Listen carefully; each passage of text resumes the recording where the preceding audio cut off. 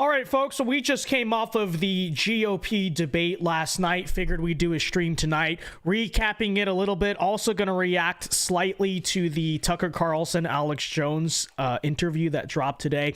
And we were going to do this in the podcast studio and, you know, get Ryan on and all that stuff. But he texted me saying, bro, I got finals to study for. All right, folks, so we just came off of the GOP debate last night. Figured we'd do a stream tonight. Okay. Sorry about that. Didn't mean to do that. Anyways, as I was saying, and he's like, oh, I got finals to study for. It's like, bro, I'm talking about finals. I'm talking about the country. Okay. So Vince Dao's co-host hates America. This is so true. But anyways, let's get into this tonight. Should be a kind of quick, chill stream, and let's do it.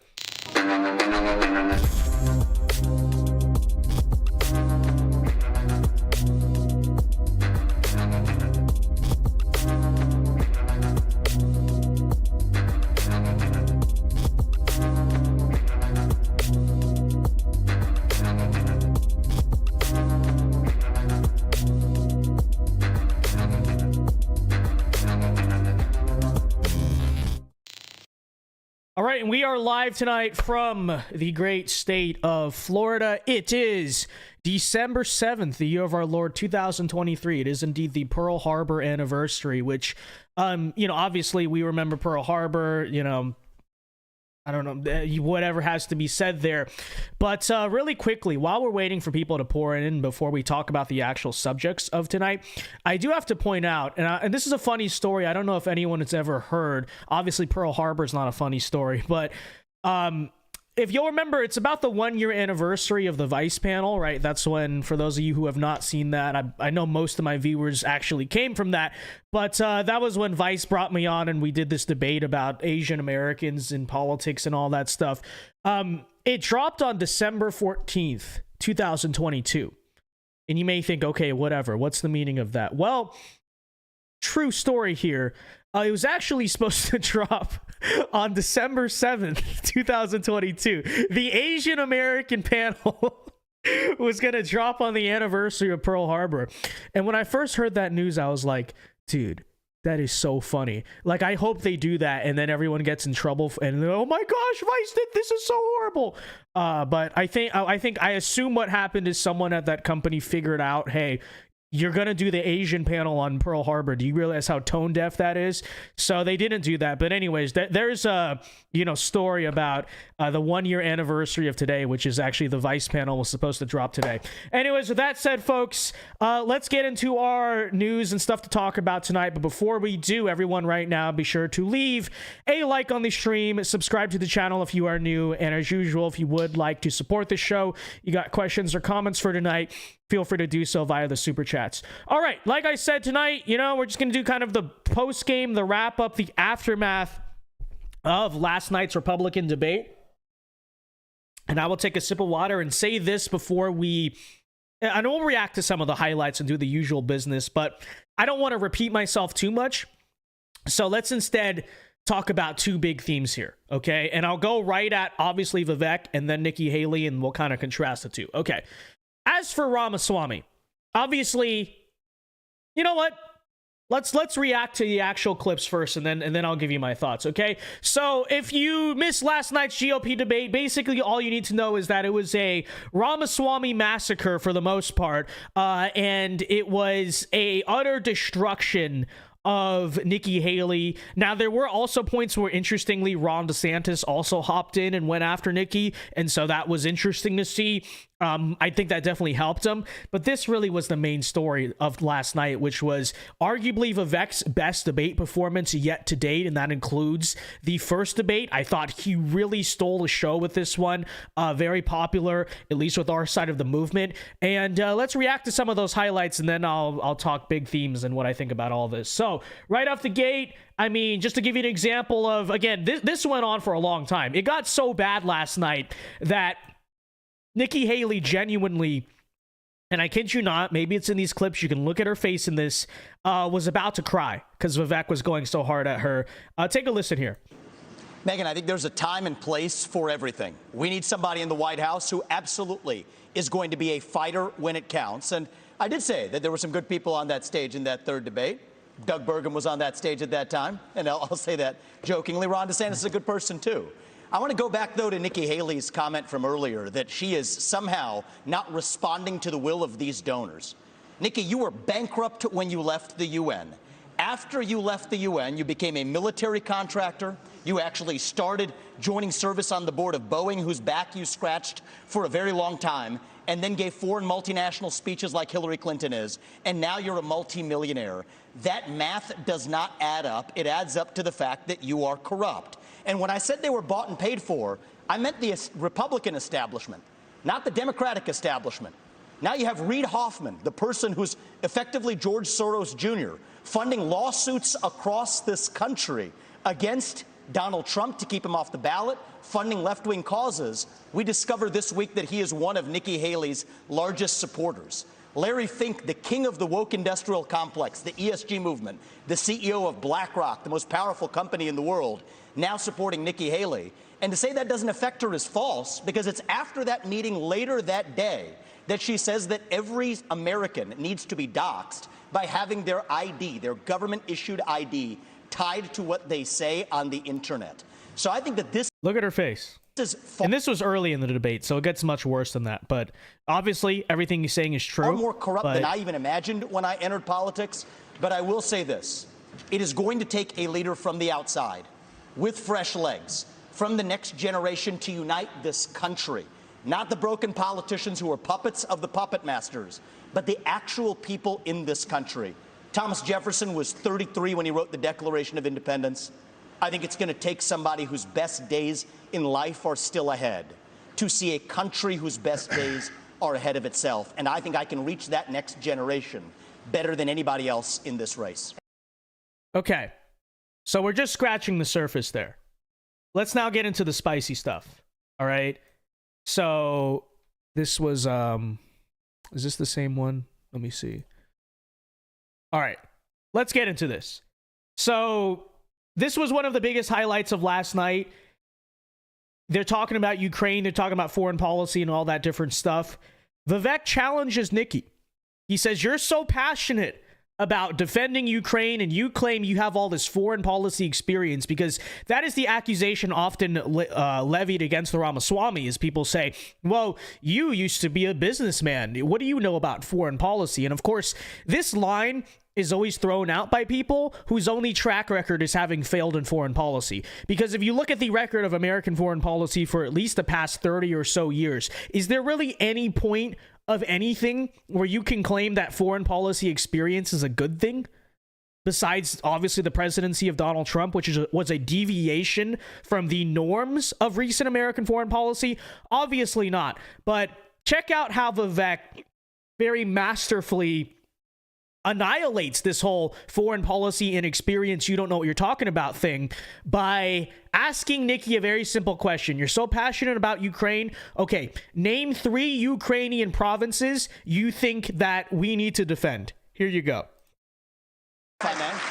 So foreign policy experience is not the same as foreign policy wisdom. I want everybody at home to note that I was the first person to say we need a reasonable peace deal in Ukraine.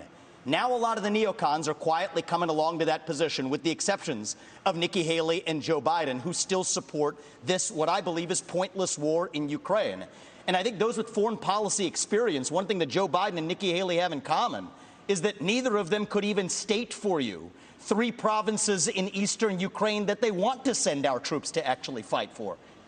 Look at that. Look at her face. This is what I want. Now, this is actually a key point in the debate, too, because you see in her face, this is where I was pointing out on last night's stream, for those of you who were there, she's literally about to cry, okay? And this is where it all started. Notice how she has a total blank face. She just completely gives up. She's like, I don't know what to do, okay? She's lost. Check it out. People to understand, these people have, I mean, she has no idea what the hell the names of those provinces are, but she wants to send our sons and daughters and our troops and our military equipment to go fight it.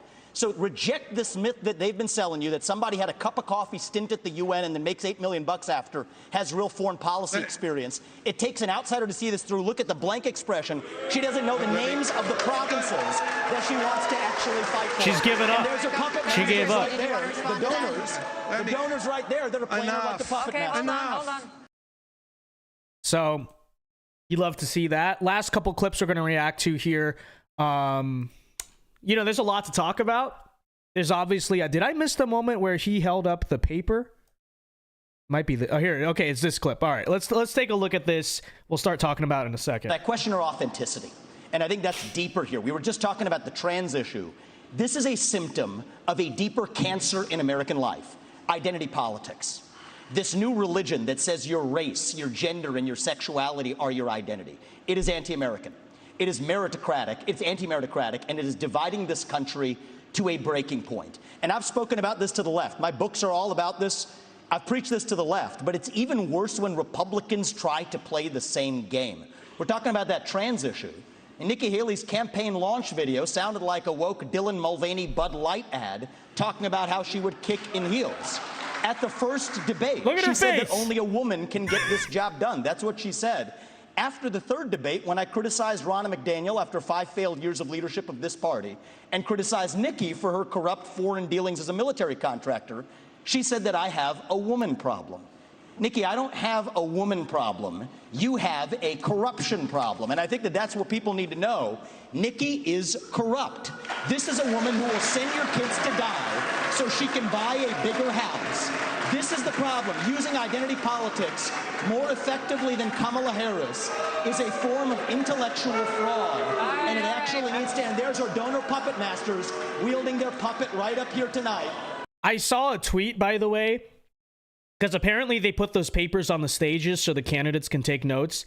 This was pretty impressive. He didn't take any actual notes. All he did was he spent his time sitting there ready to hold it up. He just wrote Nikki equals corrupt, and that was the only thing on his notes. And so if anyone has seen that, that's pretty funny.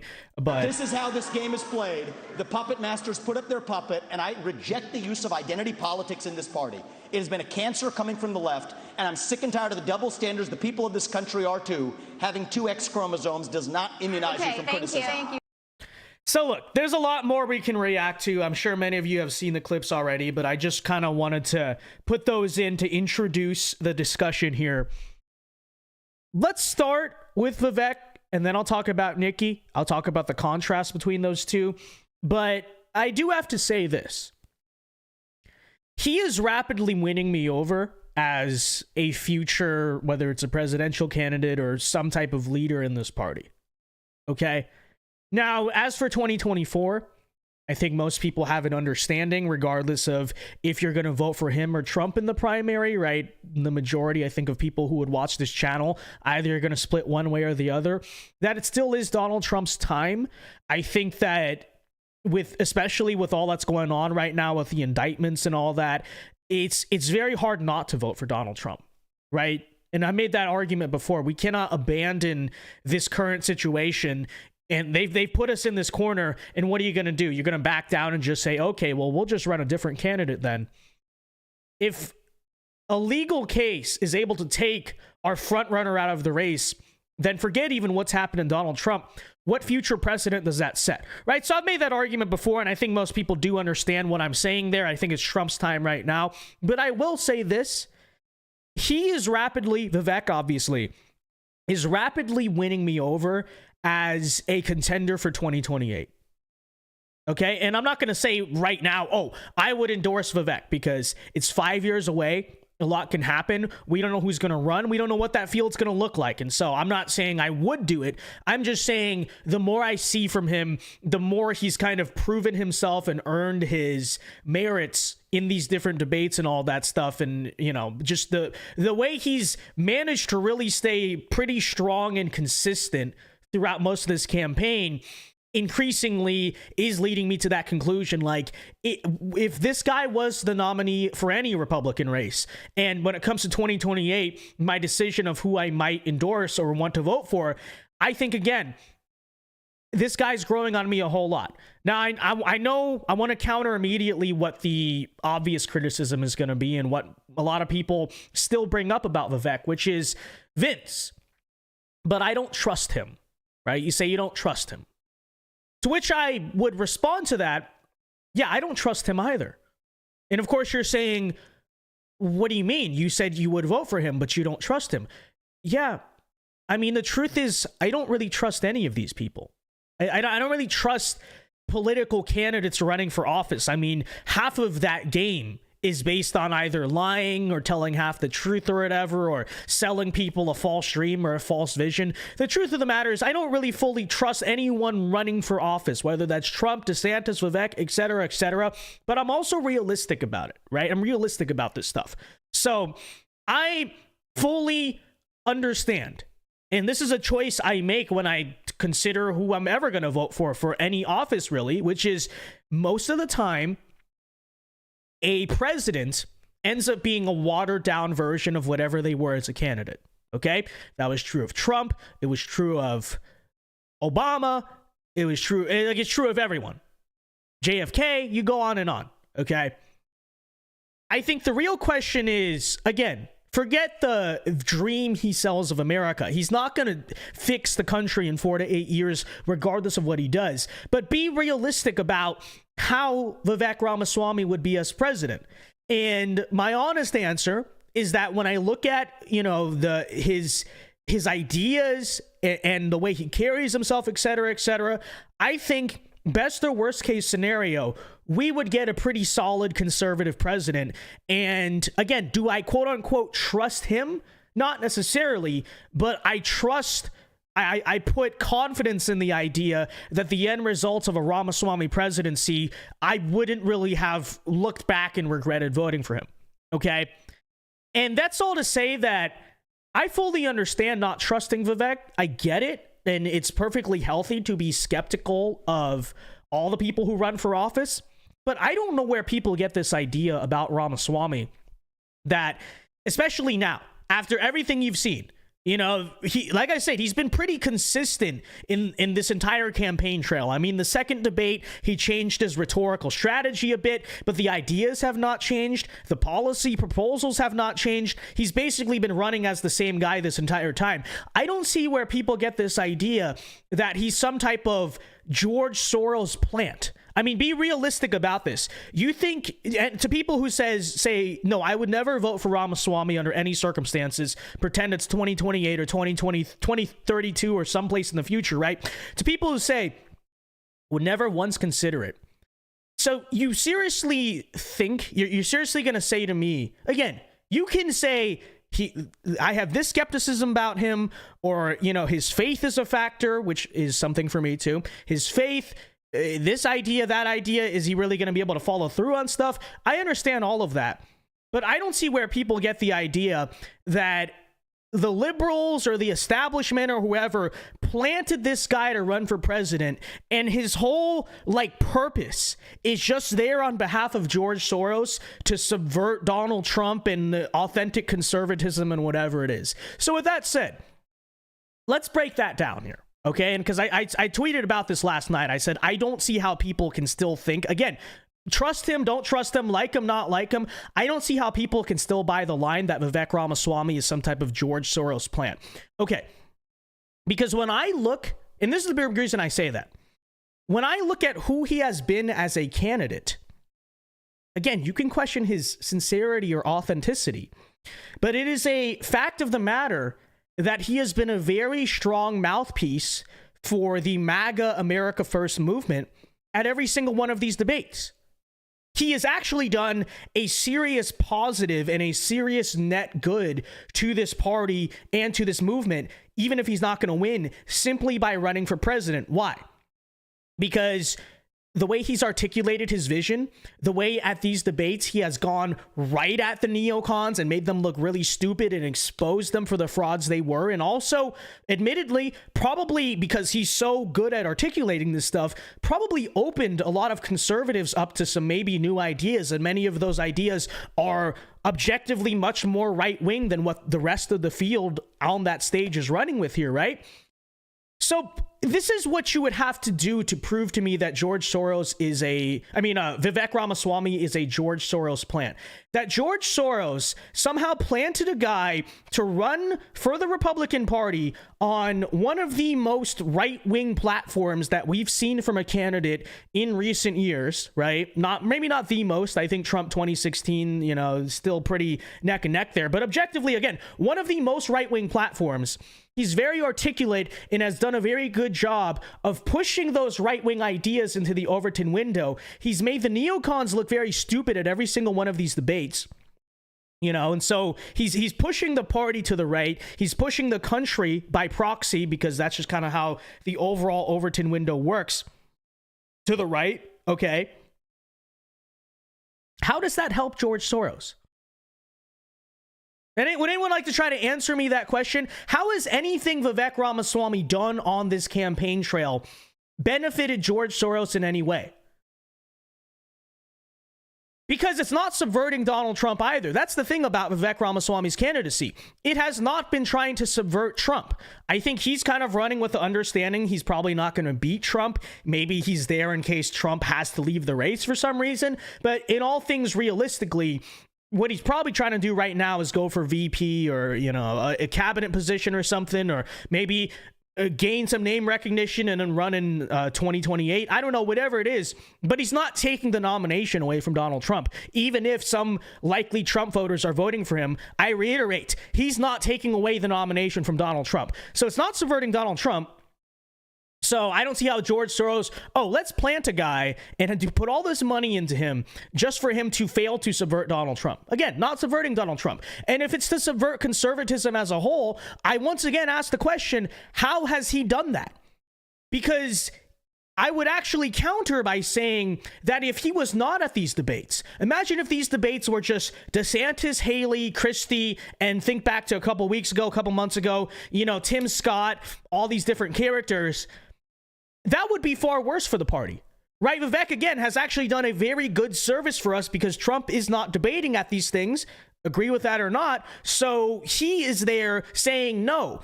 He's showing to the Republican voters and to just the general public as a whole, there's a real voice for the actual conservatives of this party, the actual America First people. It's not dead. He's giving it a platform. He's doing a very good job on that stage to defend those ideas, right? He's not just some bumbling idiot. Now, if George Soros wanted to, again, make our side look really stupid, then would he put one of the most articulate people up there? Or would he put someone who was really stupid and made us look stupid? So it's like, I don't understand that logic at all. Again, he has done us a serious net good by being here. He, thus far, again, keep an eye out, but thus far, he's not really changed up in any way on this campaign trail. He stayed fairly consistent in his policy proposals. And, you know, I contrast that to, say, like Elizabeth Warren or Kamala Harris when they ran for president in 2020, because people seem to forget that they did do that. You remember, that's how you can really tell that a political candidate is a total fraud and you really can't trust anything they'll do in office, which is, instead of running on a fairly consistent campaign platform, remember back to 2020, those two specifically, Warren and Kamala, it was like 1 week I'm a progressive, then I'm a moderate, then I'm a progressive again. First I support Medicare for all, and then I support a public option, and then back to Medicare for all. It was a total mess, and that's how you know someone is just going to try to win power or they're greedy or whatever. Vivek, on the other hand, I look and I see, you know, he sounds like the same guy now he did in the summer. He's basically saying the same similar things. So it's like, overall, again, am I saying you should fully trust the guy? Obviously not. But first of all, as a future contender in this party beyond 2024, when Trump is out of office, I'm not saying automatically I'd vote for this guy. I'd have to see the field. I have to see the circumstances. Where does he go and all that? But I'm very open to it. And I just have not heard any serious, right? It's not that I haven't heard criticisms or counter arguments, but ones that are actually serious. Because I don't buy the whole, this guy is like a plant of George Soros trying to run for president. And maybe to tell you the truth, I never bought it because I just don't think that's what George Soros does. Is, you know, it's one thing, you know, he plants these progressives and puts a bunch of money behind him, but he's going to have some guy who's like a totally fake conservative to go. It just doesn't make a lot of sense, right? But I think you go further on, you see what he's done with his candidacy. He's not doing George Soros any favors with this candidacy. He's actually doing our side a lot of favors by showing, again, the country that the GOP is not just the neocons you see on the stage, right? So I don't buy that. I don't buy the idea that if he was president, he would totally just become a liberal, like, oh, you know, he ran on this very right-wing platform, but I guarantee you, Vince, the moment Vivek Ramaswamy gets into office, he's going to implement Obamacare, or he's going to be a Democrat. Like, do you really believe that? Or are you just like saying words? Like, and again, I understand that how most of this stuff goes, much like Trump, much like most presidents, is what you're going to get in office is a watered down version of their campaign vision. I'm not saying that. Obviously, President Ramaswamy wouldn't be able to do everything that candidate Ramaswamy is promising he's going to do. Again, I'm literally saying that is true. But even if it's watered down, it would still be better than what we get with a lot of different other Republicans, right? So, you know, I'm open to it. I'm open to hearing people out. But when I go out and say I would consider voting Vivek in the future, I just don't hear any responses to it that are particularly serious or coherent, right? The most I maybe hear is, oh, well, he's insufficient on this issue or that issue. It's like, okay, welcome to politics, buddy. That's going to be the case with every single candidate. You know, if anything, I'd argue the only argument that I've heard against Vivek that's particularly compelling is maybe the fact that he's not a Christian. He would be America's first non-Christian president, at least in terms of public affiliation, right? To which I would say, you know, I actually do get that, because I don't know if I like the precedent, you know, in a Christian nation of saying, okay, we're just going to totally give up on this idea, even if our several last few presidents probably are not sincere in their faith. But I understand that, right? I understand that. It's also something I could get over if I thought the other alternatives were better, if that makes sense. But, you know, besides that, I'll give credit to that one argument. Besides that, what's the case against this guy in the future? I'm not saying against Donald Trump. I'm just saying in the future. So those are my thoughts. We'll talk about Nikki Haley here in a second, but let me peruse the chat a little bit, see if people got any thoughts. And of course, folks, if you would like to super chat tonight, you know, feel free to do so. But X Hammer Thor says, yes, Soros would do what you just said. Okay, but why? Why would Soros do it? And I'm not saying DeSantis is a Soros plant, but if anything, it would make way more sense for, you know, if Soros is, say, trying to make sure Trump is not the president, we can get someone we can control, then wouldn't you get behind his two actually in the polls, his two top challengers, which are DeSantis and Haley? Explain to me why. Like, what is Soros gaining right now from Vivek going out there and saying that, you know, like, what is he gaining from Vivek saying on the stage, here's a list. Okay, here are the things he said on the stage last night.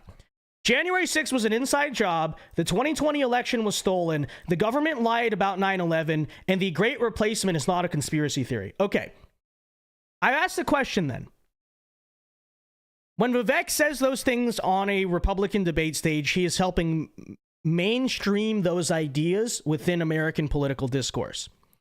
What does George Soros have to gain by mainstreaming these ideas in the American political discourse? I like, how does that make sense? Explain to me what Soros has gained so far from Vivek Ramaswamy. Because to me, it's actually the opposite. If George Soros were going to buy out anyone, I'm not saying this is even true, but I'm just saying I would point the finger at likely DeSantis or maybe Nikki Haley. I think DeSantis may be a little bit more likely there. Again, I'm not saying he's bought out by Soros. I'm just saying if you were going to pick a candidate as George Soros to get behind, why wouldn't you just throw some money into DeSantis so that way he can go, you know, finish a job, subvert Trump, instead of a literal no-name? This guy has not even held public office before. A literal no-name that you're going to, like, somehow propel to, hold on. Okay. Sorry, the computer glitched for a second. A literal no-name that you're going to, like, somehow propel to becoming president? Like, explain. Okay, to people who think still that Vivek is a George Soros plant. Okay, explain to me in detail how and why and like what the angle is here and what Soros is gaining from it. Okay, because I just pointed out a bunch of different reasons why I think that's not true. It's fairly implausible and it doesn't make any sense. So then respond to me with that then. Like what is Soros gaining from Vivek going out there on the stage and pushing the Overton window of the Republican Party significantly more right wing and not subverting Donald Trump's candidacy in the process? I don't get it. I don't understand what these people are talking about. You know, so I'd love to hear your thoughts on that. But, you know, study George Soros more. No, okay, I want you to tell me, Hammer Thor. I know that George Soros props up a bunch of like progressive district attorneys and all that difference. Like I know what he does. But I'm asking you, how is Vivek Ramaswamy helping George Soros with what he's currently doing achieve the political ends of Soros? Vivek responded to the Soros claims. Well, I know he already has, but it's a matter of do people believe it or not, you know? And so I am saying that I again, there are other questions perhaps to be had of his sincerity or authenticity or consistency. I don't think the whole, this guy's a literal robot for George Soros, I don't view it as one of them, you know? And Liesel Igfried brings up another great point. He says, I don't see the problem with a potentially compromised candidate when the alternative is a certainly compromised candidate. Exactly my point, right? That's why I said, remember what I said? I said, Vince, I don't trust Vivek. I literally said, I don't trust them either, but I don't trust any of the people running for office, right? And so that's another great point. Like, worst case scenario, absolute sky falling down, what do you get from Vivek Ramaswamy? Another neocon Republican as president. Okay, great point, Liesel Igfried. What would you get otherwise? Likely, I mean, we don't know who the 2028 field's going to be, but very likely, what would you get otherwise? Another neocon Republican?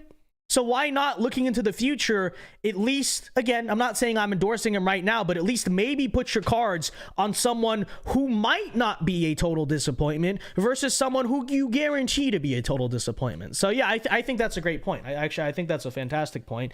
And it's very true. It's very true. Maddie J says, how much political experience does Vivek have? Nikki was a governor and DeSantis is currently a governor. I don't care about that, Maddie J.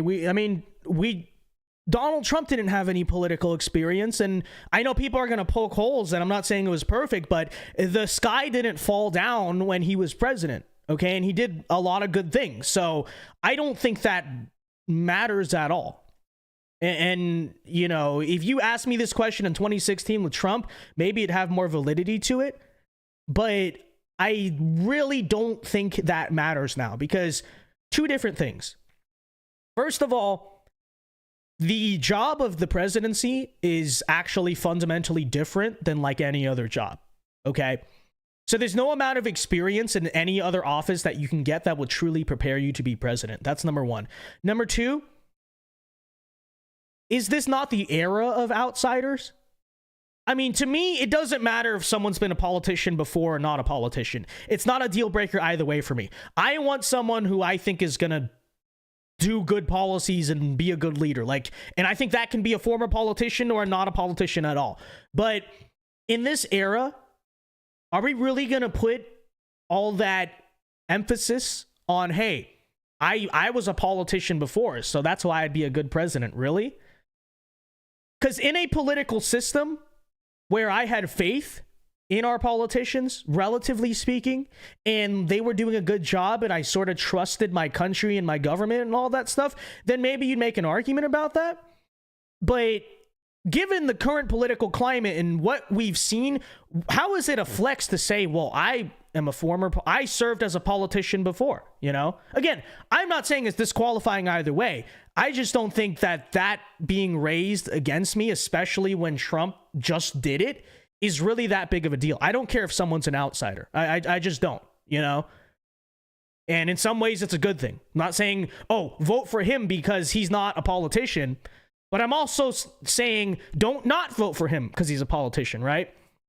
Vivek Ramaswamy, much like Donald Trump, you know, if you want to say, oh, well, they're not going to have the ability to run things as an executive. I mean, is being a CEO really all that, is running a business really all that different from being a politician? You know, I'd argue, if anything, if you're in charge of a business, you just have to do it with more stakes, right?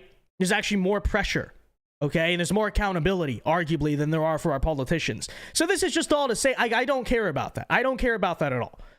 It just doesn't matter. And it shouldn't matter. It shouldn't matter. Governors are mini presidents, perhaps, but I could make the same case about a CEO.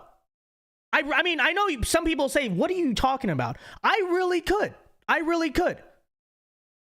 I think it's a lot of the same concepts, except for the fact that one thing our government and our politicians and political system is lacking in accountability. And in business, you have absolute accountability because there's nothing to bail you out when you're a private company.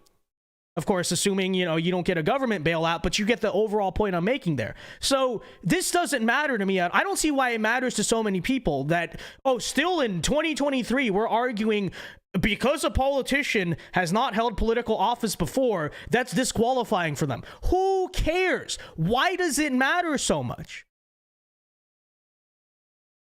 Okay, because yeah, DeSantis is a good governor, and I've said that about him before. But Nikki Haley was an atrocious governor of South Carolina. Okay, so what does that prove? That, oh, I ran a state very poorly, so I can also run your country very poorly. I don't understand why that matters at all. Okay. X Hammer says potential compromise or confirmed compromise. That's the current conversation. Yeah, nah, not going to compromise my principles on these alternate Republican clowns. Well, then don't vote. I mean, if you're not going to vote, then fair enough to you. But like, okay, does that make you better than us? That like you're not, that we're participating in the political system and you're not. Like, I don't understand the argument. By definition, anyone you vote for, including Trump in 2024, is either potentially compromised or confirmed compromised. Like, you can't see the future. You don't know what they're going to do. Like, you don't know what's going to happen. Okay? Every time you vote for a politician, you're taking a gamble. So, like, I don't understand the point. The only point you're making is, well, we shouldn't vote for any politician because none of them live up to our standards, which is fine if that's your moral position. But I'd also argue, well, okay, but for people who do want to try to affect change in the country, it's not exactly a realistic way to look at it. You know, not voting is not what I'm saying. No, but it is what you're saying. It is what you're saying, because literally anyone you vote for might be compromised. Unless that's someone you know personally, and even then you don't know, right? But unless that's like your brother or something running for office, you don't know this person, you don't know what they're gonna do. Everyone has their skeletons in their closet, so yeah, that's always gonna be the conversation. Is it potential compromise or confirmed compromise? So I don't get the point you're trying to make there. I don't get the point you're trying to make there. No, it's not. Okay, whatever. I mean, I'm okay.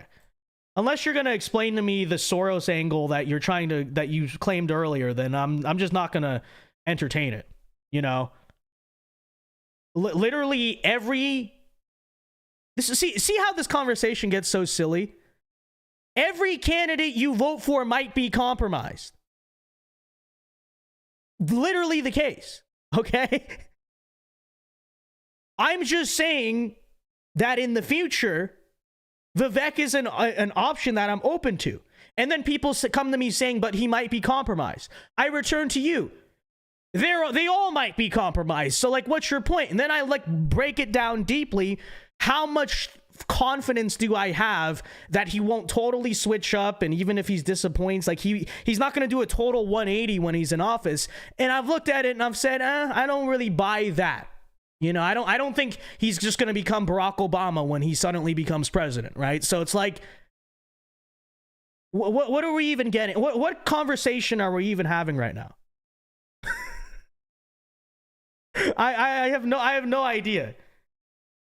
Dude is a legit skits. I mean, yeah, exactly. It's like, what are you saying? You know, All right. Anyways, enough about Vivek. I mean, we've talked about him for like 40 minutes here, but I think it was a good discussion. Because I hear this a lot. I know a lot of people are skeptical about Vivek. And again, I'm not saying I'm not. I'm just saying, is your skepticism like reasonable and grounded, or is your skepticism like just very incoherent, paranoid? Like, you know what I mean? Right. I think we need to be fair about that. And we need to be balanced about that, you know? So that's the take on him. Anyways, with that said, folks, again, feel free to super chat if you got thoughts on all this stuff. Want to transition now to something hopefully more of our audience will agree with, which is the other character in last night, which was Nikki Haley. I said this last night, want to expand on it here today, though. So I just talked about how I would happily vote Vivek in a general election and maybe a primary season in the future. Vote for him in a primary. Last night proved to me something that I felt basically since the beginning, but I'm now incredibly convicted in, which is I would never vote for Nikki Haley in a general election. I would not do it. If it is like, she's not going to win. But if it were her versus Joe Biden, I would either not vote, write in someone, or vote third party. I would not vote for Nikki Haley. And the natural response is, but you gotta vote for Nikki Haley in that situation. She's a Republican. Anything is better than Joe Biden, isn't it, Vince? I mean, what are you talking about? Don't let your moral purity, as we just debated over, right? Don't let your moral purity and standards get in the way of the practicality we need of saving the country and getting Biden out of office, right? To which I say it's actually not about that at all. It's not about that at all. It's about the fact, this is why I would not vote for Nikki in a general election, is that she put this on record. I'm saying it. She would be fundamentally more dangerous to this country than Joe Biden is. How could that possibly be true? Have you lived under Biden, Vince? Yeah, I have. It sucks. It's terrible. The country's not headed in the right direction at all. I still stand firm. Nikki Haley would be worse. What do I mean by that? Well, let's break down a couple different things. You know, you could make an argument, oh, her economic policies might be better than Biden. Yeah, maybe we'll get a tax cut. Maybe we won't. Who knows? Okay, and I would love a tax cut, but like, who cares? Not saying who cares, but in the greater scheme of things, think about this big picture, okay? Even on the economy, if you want to talk about the underlying problems in our economy, you know, the long-term issues, why your children can't afford a home, do you really think she's going to solve those things? Probably not, okay? She's going to let BlackRock run all over the country and then say, oh, it's the free market. What, are you disagreeing with me? What, are you some kind of sexist? So even on the argument of turning around the economy, I don't really buy that she would just magically fix it. So that's number one. Now let's talk about the more important stuff than that, in my opinion. Nikki Haley is more likely to drag America into World War III than Joe Biden is. And that is not a defense of Joe Biden's foreign policy, okay? Don't get me wrong. So don't take that out of context and say Vince supports Biden's foreign... No. But it's an objective fact. Nikki Haley is an even bigger warmongerer than Joe Biden is. Listen to what she says. It's simply... I don't know what to say. It's simply true. It is almost a virtual guarantee. Nikki would drag us into a regional war in the Middle East, likely with Iran. Highly likely. And in terms of the doomsday meter, it's also much more likely, in my opinion, that the consequences of that is that she would be even more likely, and I'm not saying Joe Biden's doing a good job, Nikki Haley would be more likely to take us into World War III and global annihilation than Joe Biden does. And that is saying a lot. That is saying a lot, obviously. So it's like, you say, oh, it's your moral obligation to vote for the conservative, quote unquote, Republican over Joe Biden, but the conservative, quote unquote, Republican, quote unquote, is more likely to cause nuclear annihilation than Joe Biden? What do I gain out of that? So foreign policy, worse than Biden. What about the administrative state? Obviously, that's been a big, focal point of the Biden presidency, which is the weaponization of the justice system and our administrative agencies and the bureaucracy and the whole shebang against American patriots. Okay. And that's been very bad under Biden, don't get me wrong. But also in that regard, when you want to talk about the national security state, Nikki Haley is even more authoritarian on that stuff than Joe Biden is. What I mean by that? Well, take a look at the proposal she made just a couple weeks ago, saying that she wants, in order to use social media, you cannot use social media anonymously. You must upload and verify your government ID and put that in a database simply to exercise speech on social media, or even forget political speech, simply to watch dog and cat videos on social media. And what are the inevitable consequences of that? Obviously, is that the government's going to have a database. This is what Nikki Haley wants to do. And don't get me wrong, to some degree, the government already does this. But again, the point is she would be worse. They would have a massive database of everyone who uses social media, the things they say and the things they post on social media, and basically have that entire profile very, very easily. And not just connected to some anonymous account, connected to your driver's license, your ID, your address, everything right there for you. Of course, you say, but no, because Nikki Haley's a conservative, so she would not weaponize that against us like Biden has. Are you really that stupid? Point number one. I would argue that yes, she will. Yes, Nikki Haley absolutely would weaponize that against people like you and I. Because look at how petty and vindictive she is against people who criticize her. Okay, look how sensitive she is about all that stuff. You really think that all of us who made fun of Nikki Haley on the campaign trail, the government wouldn't be keeping an eye on that and maybe trying to blacklist us for it at the very least? Absolutely, she would. So I don't even trust Nikki Haley not to persecute American patriots in that regard. But even if she doesn't, this is the same story of George W. Bush and the Patriot Act, which is, it's completely inevitable that the next time a Democrat gets into power, they are going to use that apparatus. In the same way with J6 and Joe Biden, all of the things that, yes, George Bush, not Barack Obama for the most part, actually George Bush put into place with the Patriot Act after 9/11 are now used against conservatives. You're going to see the same exact story, okay? So far, what have we established? She would expand administrative tyranny in our country more than Joe Biden, and she's more likely to start World War III than Joe Biden.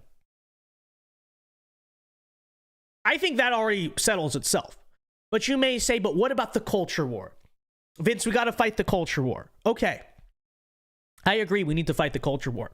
How does Nikki Haley help us fight the culture war? Explain that to me. Because there is not a single social issue that she has not caved to the left on. There's not a single one. There is not, I repeat, there is not a single one. Black Lives Matter. What did she say about George Floyd? It needs to be painful and personal to everyone. And she supported Black Lives Matter. Okay, let's just say it. Nikki Haley was pro Black Lives Matter. And that was when they were tearing down the country, by the way. June 2020. She literally tweeted that, okay? But she's going to help us fight the culture war? You know, and you talk about abortion. She's not conservative on abortion. She's not pro-life. So, like, what does that even matter? She's actually one of the most liberal candidates on abortion. So, what difference would that even make?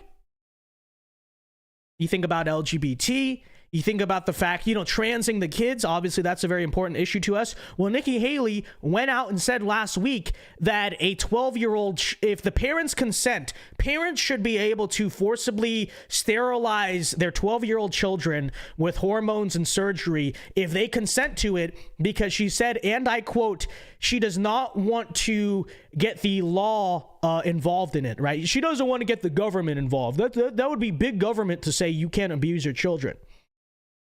The list goes on and on and on. On the immigration issue, she literally wants to settle Gazan refugees in this country. Like, so what about Nikki Haley would be better than Joe Biden? What about it? I don't even understand the argument there. I really don't. It's actually a pretty clear-cut choice to me that actually, given those two candidates, there's no good decision and there's no reason to vote for either of them. You know? There's no, and even if you want to make the case on the social issues, let me go back to that. Even if you want to make the case that, well, yeah, Nikki Haley might not be the most socially or culturally conservative. She might not fight that at all.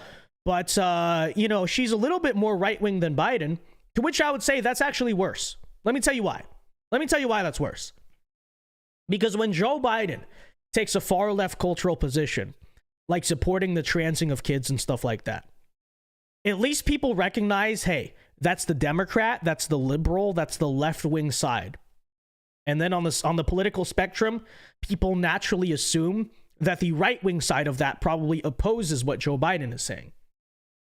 Well, if Nikki Haley becomes a Republican president, and she is by proxy the sort of de facto leader of conservative thought in America, and instead of being all the way over here opposing Biden socially, she's basically just right there. What is she going to do? She is going to take the conservative movement significantly to the left with her. Okay? So think about the transing of kids, for instance. It's considered a controversial issue. Why is it considered controversial or divisive? Because the left supports it and the right does not. Okay? And so people kind of understand that. So there's sort of a realm of political thought, political discussion. Well, if Nikki Haley supports the transing of kids and she is considered the leader of conservatism, then the transing of kids no longer is a controversial issue, even if Nikki's stance on it is a little bit more moderate than Biden's. Why? Because basically both political sides end up agreeing that the transing of kids is good, and then it's just a debate of like, how much should we trans the kids? And so do you see how she would take the conservative movement to the left, and by proxy the Overton window of political discussion in America would move to the left if she was leading the conservatives even worse than Joe Biden does? Do you see you see what I'm saying there? So this is all to say, you know, I just wanted to share that take, because it's something I'm very passionate now about, like, discussing and debating, which is, you know, if DeSantis were the nominee, I'd vote for him in a general election. No problem. I'll say that. Not my ideal candidate, but I'd vote for him. Chris Christie, no. Nikki Haley, big no. Would not, like, and it's not even really a tough question for me. I just wouldn't do it, because I don't see any benefit to these people over Joe Biden. And there are many tangible ways in which I can argue they're worse than Biden. So there's the conclusion on Nikki Haley. Just an awful, terrible, corrupt person. And a sexist as well, by the way. She doesn't think men are capable of leading. Reminder that she said that. Imagine if a male Republican said that women are not capable of leading. Could you imagine? So it's also that, you know, that also is, honestly, if I were to tell you the truth, has always been, besides the politics, which I fully articulate and debate, it's always been one of my biggest reasons I don't like her, is because she is an anti-male sexist. She is a girl boss, like, all the time. She constantly denigrates and insults masculinity and, like, the idea of men leading. And she even said that on the debate stage. She's like, to quote Margaret Thatcher, you know, if you want someone to talk, pick a man. If you want someone to do, pick a woman. It's like, you know, as a man, I'm actually highly insulted by that comment. Okay? You can go screw yourself. Like, so, you know, it's just the way it is. It's just the way it is.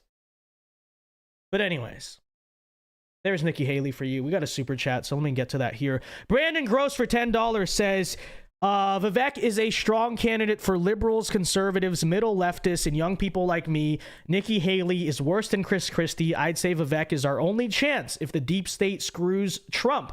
Thank you for the super chat, Brandon Gross, and I basically agree with that. It is true.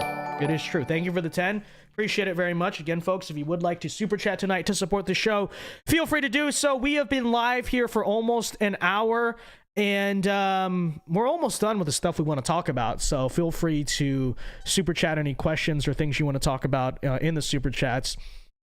But that basically wraps up the recap of last night's debate.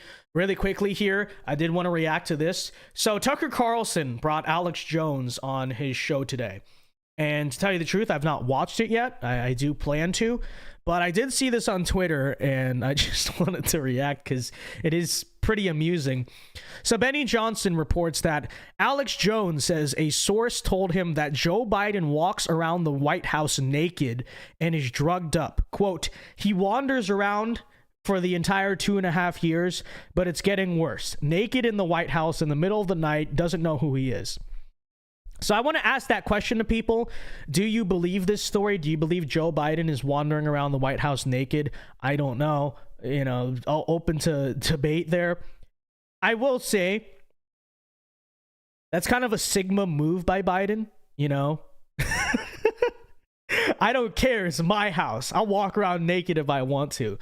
Okay. You know, so honestly, I'm joking, of course, but honestly, props to Biden for that. Okay, you know that takes guts. That just shows like I don't care. This is my house. I am Dark Brandon, chocolate chip. Okay, Mr. President, put some clothes on. Chocolate chip, Jack. So you know. Anyways, let's react to the clip here. But yeah, he is completely out of his mind. He wanders around for the entire 2.5 years. It's getting worse. Naked in the White House. In the middle of the night, doesn't know who he is. They have to give him a bunch of drugs, a bunch of amphetamines in the morning. Then they've got to drug him at night. Sometimes he's got to, though, he'll like be out for the morning for a while and then comes back out at night for a ball. That's when there's a real problem. He is on drugs. I have established that. And I know someone who witnessed it. I'm not guessing at this. I do believe that part. He's definitely on the very least on like Adderall or something, some type of nootropic to wake him up because he's obviously so sleepy half the time. And by the way, I think that's probably part of the reason why sometimes he's about to fall asleep. And then other times when he's about to make a big speech, he seems like overstimulated, right? He's like tripping over his words. He's yelling. He's like, we need to... And I think that the reason for that up and down, yeah, is probably because he's on drugs. So that part is, I think, easily true. What type of drugs is he on? You know, is it just like some Adderall or is it something harder?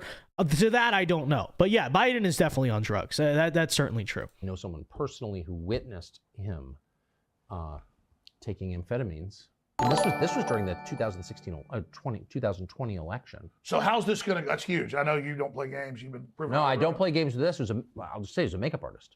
Well, no, you said the NSA spying on me, high level, and then a month later they went, yes, we're spying on Tucker Carlson. Yeah, I know. So you don't make stuff up. And so what I'm saying here is Biden's a liability for him. Trump's a liability. What do? They have a right winger, they'll claim, assassinate Biden. And they'll have a left-winger assassinate Trump. That then gets the country even in more of a fight against each other.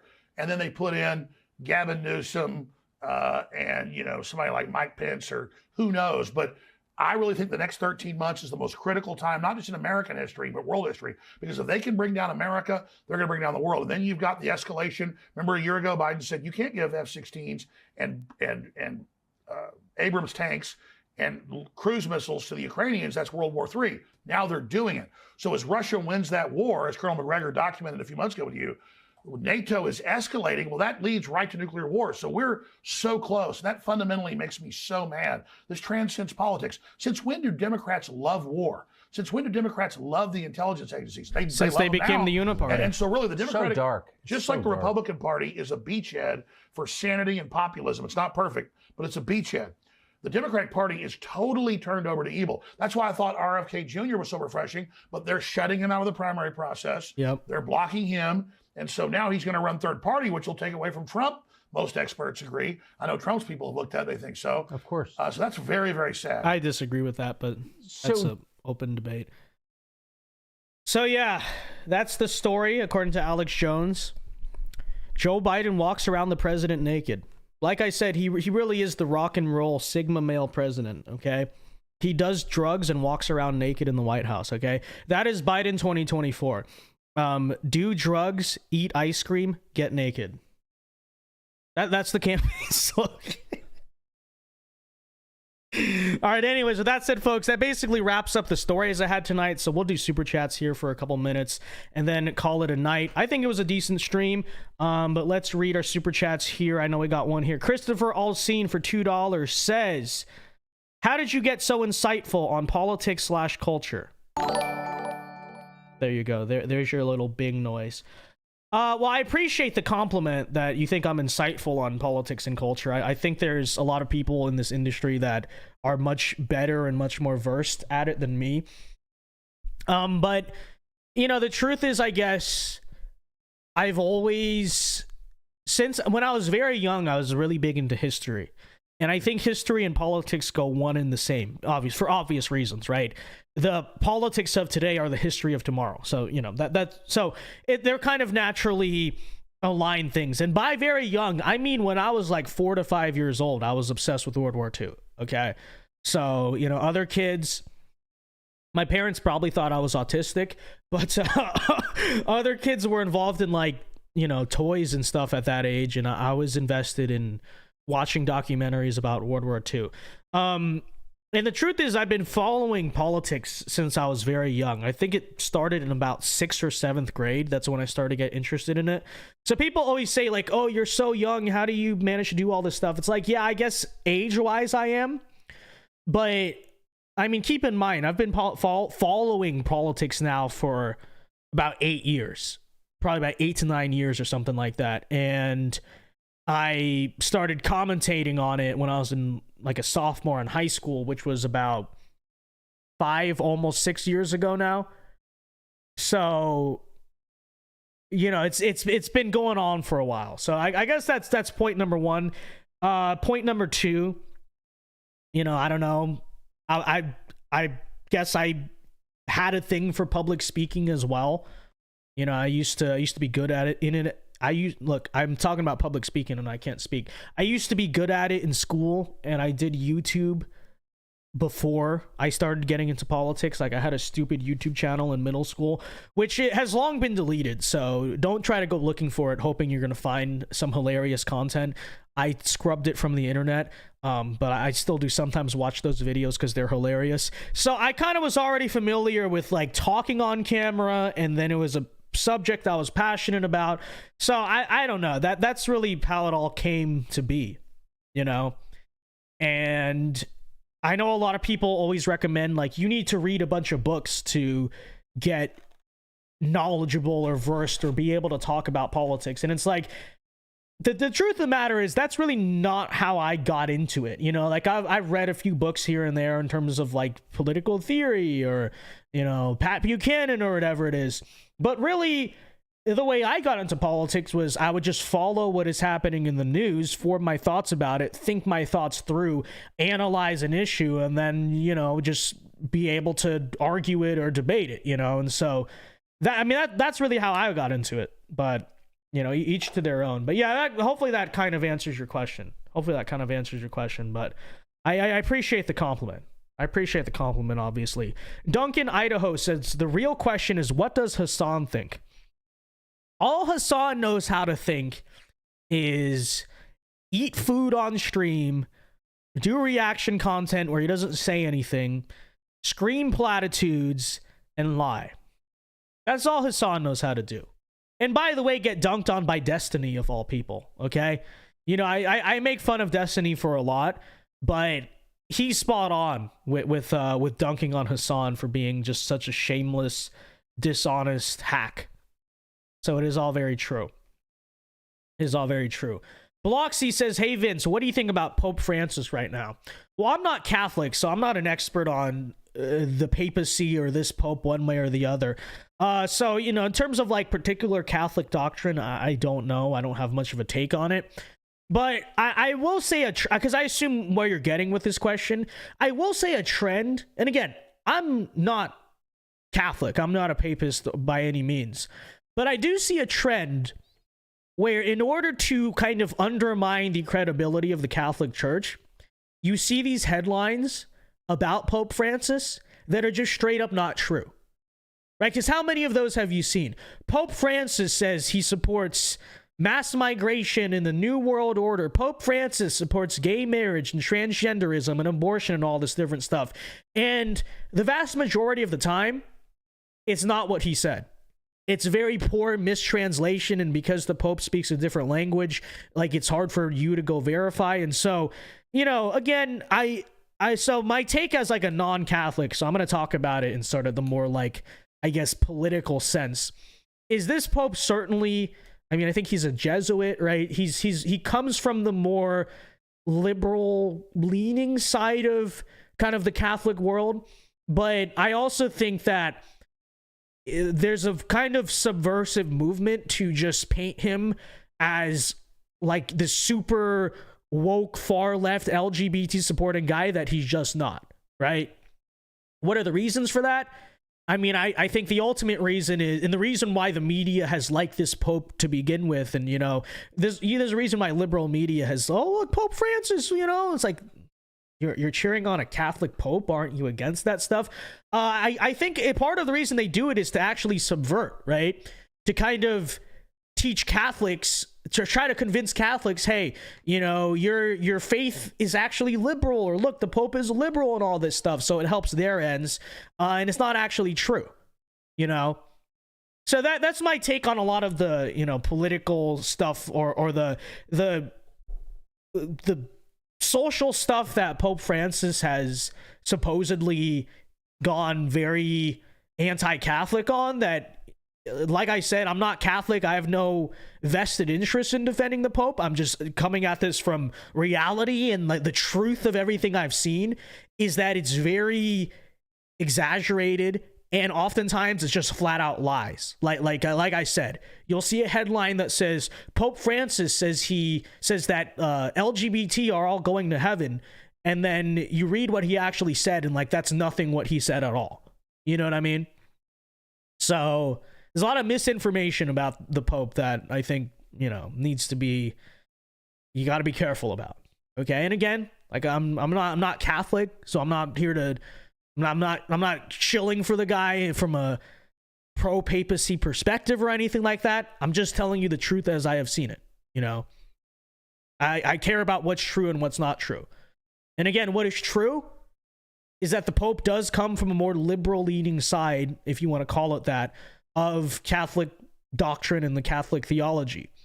But the idea that he's like endorsed all this stuff that people are saying he has, again, you see the headlines, you actually read what he said, that's not true. Why are they doing it? Because Catholicism is the world's largest church, and so it's not just even an American issue. When you undermine that, and when you tell millions of Catholics around the world that the Pope is like a communist, basically, and that's not even true, but you say that, and someone buys that, you know, that's leading a bunch of Catholics astray, or a bunch of Catholics over to the side of, you know, left-wing godlessness. So that's my overall thoughts on the Pope as a non-Catholic. And again, I'm not versed on the particulars. I just know the stuff you constantly see about him, again, usually isn't true, you know. And so I've picked up on that. So now every time I read a headline that's like the Pope endorsed this LGBT thing, I'm like, I mean, I don't really care because I'm not Catholic, but I don't really believe it on the surface either, because I just understand, again, about truth. He gets lied about a lot. So that's my thoughts on that. Anyways, Brandon Gross for $5 says, do you think America will survive election season? Do you think the deep state will try to take down Trump if he wins like they did in 2020? Thank you for the $5. Let me actually read that question again. Do I think America will survive election season? I mean, in some form or another, yes. I think, I have said for a while, I think cataclysmic change is coming in America. I don't know what it looks like, whether that's, you know, a regime change or a revolution or civil war, whatever. But I still think we're decades away from it hitting that point. I think 2024 will certainly destabilize America in a lot of ways, but I don't think it's going to bring down the whole republic or the whole country. But I think it'll be a step towards moving there for sure with all the chaos. Do I think the deep state will try to take down Trump? Absolutely. The question is going to be, how much power will they have to do that if he manages to make it back? But they're certainly going to try. They're certainly going to try. Thank you for the 5, Brandon Gross. And we'll do last call here for super chats. I'll end the stream at about 11:15 or so. So again, last call. Any last questions, comments, anything you want to super chat, feel free to do so. But let's see. Gianna says, that's a really good take as a non-Catholic, not just blind hate. I respect your response a lot, Vince. Well, I appreciate that. I mean, you know, I love Catholics. I don't have anything against them, you know. And I recognize that whatever the, you know, theological differences and all this stuff, and they think I'm a heretic, and, you know, it's all fine, but it doesn't change the reality that this whole sort of narrative of the Pope is a leftist, yes, it gets boosted sometimes by Protestants, and I don't like when they do that because they're just saying things that aren't true. But ultimately, where it comes from, like I said, they want to undermine the Catholic Church because they're trying to undermine the global institutions of faith and tradition worldwide as a whole, you know? And so I'm not, like I said, on this whole blind hate for the Pope, he's a leftist type of thing. And like I said, and the reason why is because it's not a narrative based on truth. Because virtually every single one of these headlines, the follow-up, you read into it, it's like, oh, the Pope never said that. He literally just never said that. It's just a made-up headline. So, you know, that's what it's all about. That's what it's all about. But anyways, let's see here. Damien says, hey, I just bought that hat from Amazon too, lol. All right, shout out. We're going to be twins. Us and Damien H. We're going to be twins. Damien H. I don't know what your last name is, but that's funny because I have a receiver in my NCAA dynasty named Damian Hunter. And so that immediately was my assumption. Is this last name Hunter? But anyways, shout out Damien. We're going to be twinning with these hats. Again, folks, last call here for super chats. Chocolate chip Jack. No, it's so true. It's so true. Joe Biden. Imagine that. Imagine like, oh, you work at the White House and you're like, oh, I'm gonna save my country. You know, I want to serve. I want to be a White House intern. I go to Columbia University, and you're confronted with a sight of a naked Joe Biden coked up on drugs, and he says to you, chocolate chip, let's go get some ice cream.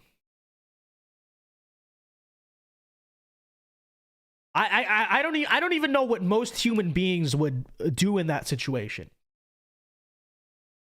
Like, is there even a physical way, a human way to respond to that? I don't know. But again, for people just tuning in, wondering what we're talking about, that is the rumor, according to Alex Jones, which is that Joe Biden has been walking around the White House naked at night. And he's just like, he doesn't know what he's doing. He's totally out of his mind. So I don't know if that's true. But I'm honestly getting a kick out of the idea that it is true. Okay, I really am. That's actually kind of funny to me. I know, yeah, you know, the president of our country shouldn't be walking around the White House naked. Again, I'm glad I'm not a White House staffer, but just as an outsider, it's kind of amusing to think about. It's like, could you imagine that? Yeah, bro is on like PCP. You know that because that's the drug where like they take off their clothes because it gets itchy and then they're like physically invincible. That's the thing too. Imagine Biden on PCP, where you like physically you can't stop them. You like they don't feel pain. Brandon's BCP, Biden CP. That has a double connotation. Well, both things should be looked into. But anyways, Mr. Liberty 1776 says, hey Vince, I want to be a popular conservative speaker like yourself. Do you have any advice for me? I want to fight for the American people. Thanks. Thank you for the 5 Canadian. Mr. Liberty, I appreciate it. And I assume you're from Canada, considering the 5 Canadian. Okay. Well, it's a pretty vague question, so I guess I just have to kind of give general advice. I'm assuming if you more or less want to do what I do, and start with content and all that. You know, it's a hard thing to do. I honestly wish I was a few years older, because I wish I had been in it in 2016, because that was a real wave of attention and all that stuff. But obviously it's never too late to get started on something. I would say, you know, start your channel and stuff. Start making content, because I don't know how old you are or young you are or whatever, but it doesn't hurt to just start putting yourself out there and start getting practice. I mean, I do this now and I still don't think it's as good as it could be, but it's at a decent level nowadays. But when I first started and I was in high school, I mean, I thought I sounded smart. I thought I looked good. I thought I sounded like a coherent person, but I go back and watch. Some of my first content was horrible. And the truth of the matter, though, is that your first content's always going to be horrible. Okay? So what I would do, because a lot of people say, you know, I'm going to wait till maybe I have the money to get a studio and all that stuff, or, you know, I'm going to wait till I have more time to start content. And then they just say, I'm going to make content. I'm going to make content. They never make content. And when they finally maybe start, you know, who knows how old they are. And then, like I said, they still got to pick up that same exact learning curve of just gaining the experience of doing it. So I would say, I don't know what your budget is, you know, definitely try to invest in decent equipment. If you're on a low budget, just make sure your audio is good. Your video can come later, because audio is the most important thing with this stuff. But invest in whatever equipment you can afford. Start a channel. Don't just be devoted to YouTube. You know, make sure you have like an Instagram, a Twitter, TikTok, maybe, if you want. I would argue it's less necessary. And just start making content, putting yourself out there, and get practice at it. You know, you'll see how much you actually enjoy it, and you'll gain experience. A lot of people get demoralized in their first year because it doesn't really take off or go anywhere, and it's like, that's almost always true. Some people just have an instant knack, they get right into it. But I would say, you know, just start it as a hobby for now and see where it goes, and try to get better at it, right? You want every video to be better than the last, from a technical perspective, a content perspective, and just an oratory perspective, right? Just try to keep improving at it. You know, start early so that way you gain experience. Start it as a hobby and then just see where it goes and try to get better at it. And, you know, give it a couple of years and you can be in a position that is pretty decent. You know, took me a while. I think my first year, I only started this YouTube channel in 2020. I had one before that and then I deleted it. But my first thing with commentary, I think 2018, I started only on Instagram. 2018, my first year, I think, I'm trying to think here. Yeah, by the end of like my 1 year anniversary, I only had around 3,000 or something followers on Instagram. That was an entire year of working at it. And I was just like still a small page, you know? And there are reasons for that. And half of it was maybe like, oh, I wasn't able to reach people. The real reason though is my content sucked. Okay, so shout out to the people who bought in at the beginning, but the truth is my first content was horrible, and that's why no one caught on. But then from like year 1 to year 2, you know, I started to get better at it, blah, blah, blah. And then I think by the start of the summer of 2020, I think it was at maybe like 10K, like it got up there. And then that single summer, 2024 is probably going to be like this too. And that single summer, I blew up to like 100K because I finally started to find my stride, kind of start to get a little good at it. And then the truth is, it still kind of sucked, but it was getting better. And then, you know, we built over time and here we are. So the point is, stick at it. Don't get demoralized if it sucks in the beginning and doesn't go anywhere, because very likely won't.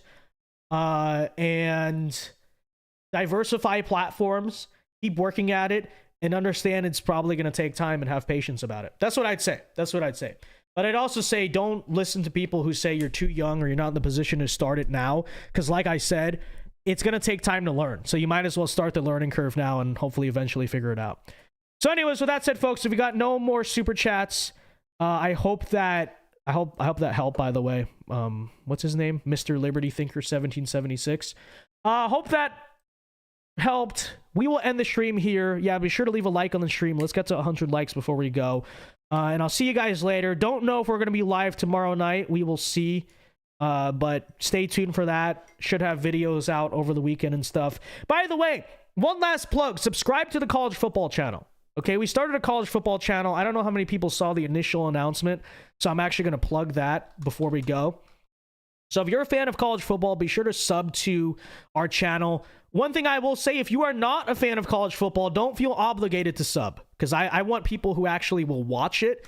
And you know, people who just sub to sub and then they don't watch the videos. There's no point to that. That actually ruins your engagement. But if you are a fan of college football and you would watch the videos, I just pinned it there. Be sure to subscribe to our college football channel, and we will have content coming with the playoffs and all that stuff coming soon. But all right, with that said, folks, see you guys later. Great stream.